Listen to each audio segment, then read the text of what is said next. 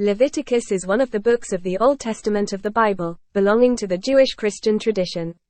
The name derives from the Latin term, Leviticus, meaning, concerning the Levites, referring to the descendants of Levi, one of the 12 tribes of Israel. This book constitutes the third book of the Torah, the Jewish law, and is essential for understanding the Jewish religion and some Christian practices. Content and structure. Leviticus contains 27 chapters and can be divided into several sections.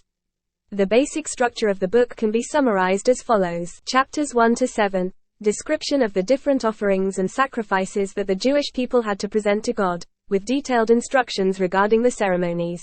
Chapter 8 to 10. The consecration of priests, with a particular focus on the ceremonies of investiture of Aaron and his sons as first priests. Chapters 11 to 15. The laws concerning ritual purity, with detailed instructions on the kosher diet, skin diseases, bodily emissions, and other matters pertaining to purity. Chapters 16 to 17. Instructions for celebrating the Day of Atonement, the holiest day of the Jewish year, when the high priest performs a ritual act of purification for the Jewish people.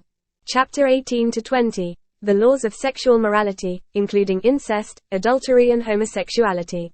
Chapters 21 to 22. Regulations concerning the purity of priests and sacrificial offerings. Chapter 23 to 25. Instructions for religious holidays, such as the Sabbath, Easter and the Day of Booths. The laws concerning the Jubilee and the bequest of the land are also dealt with. Chapter 26. Promises of blessing for obedience and threats of punishment for disobedience.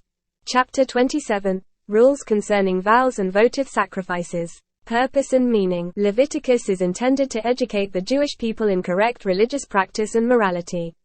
It focuses on ritual holiness and purity, explaining how the people and priests had to behave in order to be in communion with God and live according to His will.